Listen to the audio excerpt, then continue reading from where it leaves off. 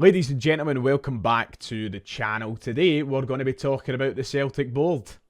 Yes, been a common occurrence this season and it's never been in a positive light, has it?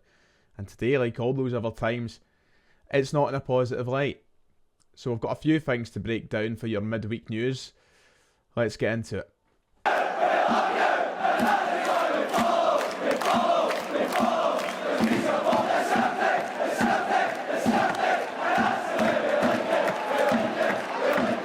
If you haven't already, please make sure to hit like and subscribe. It'd be much appreciated, especially during this quiet international break. That like button is very, very important to get the content out there for everybody. So if you haven't, please go down below, hit that. It'd be a massive favour. In return, here's your news today. A wee bit of a rant incoming, I feel, surrounding Celtic and the people that make decisions at the football club. However, we'll try and keep ourselves grounded and see how we do this. Strap yourselves in. So, another own goal this season from the people who make decisions at Celtic Football Club. Another decision which impacts the supporters, the very people and the fans that put money into our football club and make, everything possible. It's been announced that Celtic fans and the Green Brigade have been rejected the opportunity to once again provide what was a spectacle last year at women's football with the Celtic end. If you remember, it was fantastic. I'll have some images on screen. I was there as well. It was a great day out. It was a great experience. It was a good tester event for what could have been the future of Celtic Park. However, the Green Brigade and all organisers that are included in the Celtic end project have been denied the opportunity to do that again this year. I mean, we all know that the relationship at the current moment between the Green Brigade and the Celtic board is fractured. We all know that it isn't at 100% after the bans earlier on this season, but a very backwards decision from the Celtic board today, which has, caused up quite a stir online, and rightly so. Very disappointing decision, one that's left me scunnered again with the disconnect between the people, the higher-ups at Celtic Football Club and the supporters. And also something that I just feel like really is a slap in the face to the women's game. I think it's a slap in the face to what could have been yet another memorable experience towards the end of an important season for the women's squad. I'm sure the women's players will be disappointed as well hearing this decision. But something that will need to be addressed in more depth, I think, to really explain why the decision has been made. The Green Brigade have replied back to this decision. We're going to have a look at their statement and then we're going to discuss the overall situation. So this was the statement released today by the Green Brigade in response to being denied the opportunity to have the Celtic end in full force at Celtic Park once more. I'll read it in its entirety, so apologies if you find it tedious, but despite our best intentions and efforts, the club has refused to facilitate the Celtic end for the upcoming Celtic women's matches at Celtic Park. This is in stark contrast to similar matches last May, where fan reps worked constructively with the club to promote the matches and draw record crowds. The decision has been taken by Michael Nicholson, CEO, and Chris Mackay, CFO. It is vindictive against the concept of the Celtic end, the fan groups behind the idea, and the thousands of fans who want to see some level of consideration given to a goal-end standing section to rejuvenate a stale Celtic Park. Shamefully, Nicholson and Mackay would prefer for Celtic FC women to be detrimented than have another positive advert for the Celtic end. Ironically, this decision contradicts the club's statement following the cancellation of away tickets at the recent SWPL Glasgow derby, which decried others undermining the promotion and progress of the women's game. At a critical time in both the men and women's seasons, we have no desire to engage in a public spat, which may distract positive support for both teams. For this reason, as well as unreasonable obstacles, it is regrettable that we will not attend the upcoming Celtic FC women matches at Celtic Park. So that was the statement in its entirety, a very damning statement, and honestly one worded incredibly well in displaying the foolishness of the Celtic board.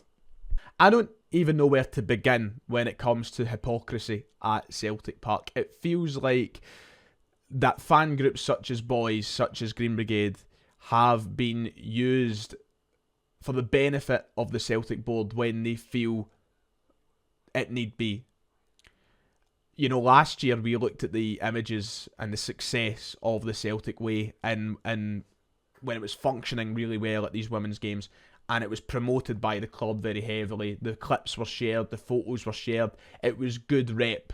It was good PR for Celtic Football Club. So what did they do? They plastered it everywhere. They posted videos, photos and such on their social media.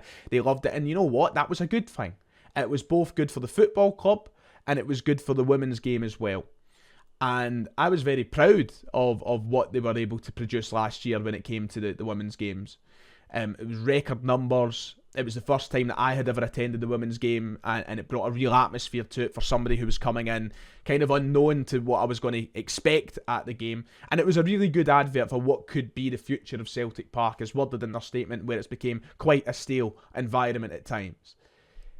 But the Celtic board, and all their hypocrisy, have decided to go ahead and shoot themselves in the foot once more because of things that I guess we'll never truly understand, but things that I find incredibly fickle and incredibly backwards.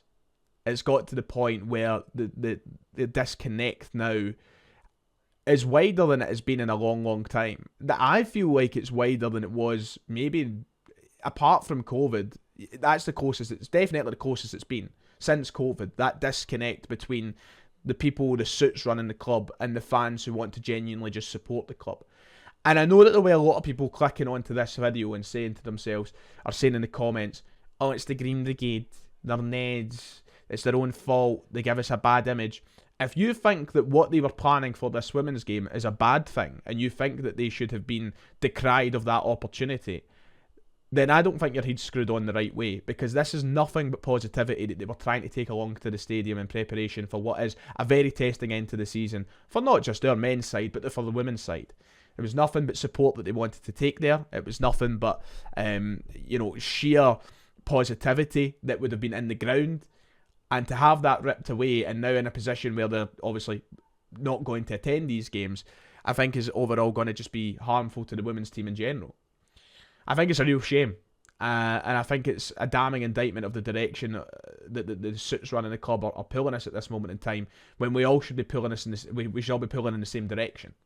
If they didn't want this sort of support for the women's team, why move the games to Celtic Park? Why bother in the first place? It makes absolutely no sense to me. They are using personal grievances with a group of supporters to overall harm the atmosphere of the game and to tarnish what could have been a great occasion for the women's team. Once again, just like it was last season. It was magic last season. It was absolutely brilliant, and I think it brought, like myself, a lot more people into supporting the women's team that maybe don't on a regular basis. And they're using personal grievances to stop that. I think it's a brass neck. I just think it's so sad, really, because for as much bad as you might think there is with some of these fan groups, and for as much negatives as you might try and pick away at, you cannot deny that the best intentions are always there. The best intentions are always at heart to make whatever spectacle it could be even better than the last. And apparently people at the club just don't want that to happen. What I find even worse is the fact that the promotional video used this morning by Celtic on Twitter actually included clips from the Celtic end last year, from that that display and such that was put together. Yet they won't even allow them into the ground to do that once more. This is what I mean. The hypocrisy is rife. They're so out of touch. And it's just frustrating because it just feels like it's incident after incident now that really just makes you grow a disdain inside you for the people running our club. And I try my best to come on here to be as respectful as I can, because we've been so successful for well over a decade now. We've won trophy after trophy. They've given me some of the best times of my life, Celtic Football Club. And the people that run that obviously have a share of the responsibility for giving us that, for allowing us that happiness and good time. But the disdain grows with every decision that's made year after year. It gets worse and worse. And I just feel like they're driving fans away from loving their own football club. So obviously at the end of the statement, we've went through it, the Green Brigade have said that they won't be attending the women's game in any capacity to drill their point across to the Celtic board. And I never want to come on here to sound like I'm siding with anybody. I try to be as balanced as I can, but I'm not going to sit here and lie that I don't have an acceptable reason to side with the Green Brigade. I'm in full support of the Green Brigade. This is something that we should be doing. This is something that we should be doing for the best of our club. We should be getting the likes of the Celtic end. We should be supporting our own supporters and trying to make Celtic Park a better atmosphere and a better place. And we should be supporting anybody who's trying to do anything for the benefit of our women's team and women's game. But I already know that there will be people in the comments who go, well, why can they not just attend it? You know, we don't need the Celtic end. They're choosing not to go. It's not the point. It's not the point whatsoever. The point is that the Celtic board, time and time again, are getting away with making decisions that go against the benefit of their own supporters, the people that put money into the club and pay their fucking wages. And I think they're well within their rights to say that they're not going to go to the game anymore at Celtic Park. So I don't know if Celtic will reply to the statement that the Green Brigade have put out. As the Green Brigade said, they don't want to engage in any public spat at such times where both the men and women's team really need full support.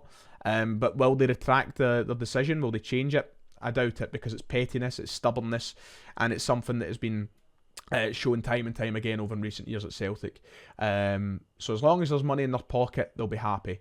But another decision that, once again, for me, gives a massive middle finger to the supporters of our club. Moving on to the next story of the day then. If you do want to put money into the club, well, here was this today. Tickets are now on sale for the American tour this summer.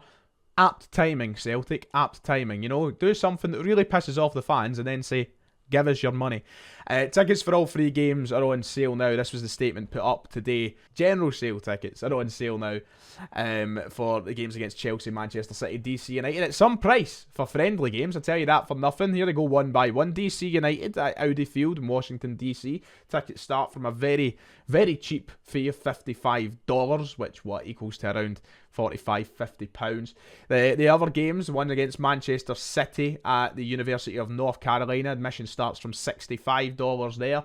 And then finally, for the game against Chelsea at Notre Dame Stadium in Indiana, those tickets also start at $65. Tickets can rise as high as to $400 on these games, by the way. So if you're an American Celtic supporter, get ready to get your fucking checkbook out, because it's not going to be cheap. And final story of today, now that the rants and such are over, we're obviously waiting anxiously, you could say, to find out the decision for Brendan Rodgers tomorrow in his hearing against the SFA. But this was one of the headlines that came out this morning surrounding Brendan Rodgers' case tomorrow, that Brendan Rodgers has been backed by the recruiting of the Lionel Messi of sports law for his fight with the SFA. The Irishman is due to face the Beaks on Thursday over his outburst on officials. The article goes on to say that Celtic are set to bring out the big guns for the Brendan Rodgers SFA battle by drafting in the brief dubbed the Lionel Messi of sports law. Record Sport understands the Irishman will be represented by legal eagle Nick DeMarco, who has been described by football finance expert Kieran Maguire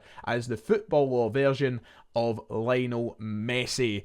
So if you want to know any more about him, you can go and read up about him yourself. But Nick DeMarco, in short, has been in charge of many big cases when it comes to football law, including tons down in the English Premier League. Currently, Leicester City's ongoing financial fair play dispute as well, which has seen them obviously done for breaking financial laws and such. He was also in charge, I think, of the Nottingham Forest points deduction debacle. So somebody quite high up when it comes to football law. He's been put in charge of defending Brendan Rodgers' outburst on the referees and VAR officials at Tynecastle last month. But we await the decision. We wait and see what happens. Hopefully Nick DeMarco works some Saul Goodman type stuff and gets Brendan Rodgers off the hook. But we will be here on the channel tomorrow to discuss the findings and decision of Brendan Rodgers' hearing, so make sure to check that out. Right then, that does it for today. A ranty type, I hate these ranty type videos because I feel like they bring so much negativity, especially when we're heading into this point in the season. But I'm scunnered again with some of the decisions made by the club, and I wish that they would actually speak to the supporters. And not just the supporters that are in groups, but supporters who just want the best for the club. It's individuals who go to the games on their own, or with their parents or their children or their pals. Speak to the fans. Know what the fans want, not what the board wants. That's what I wish. But that's me. Like and subscribe. I'll see you all next time.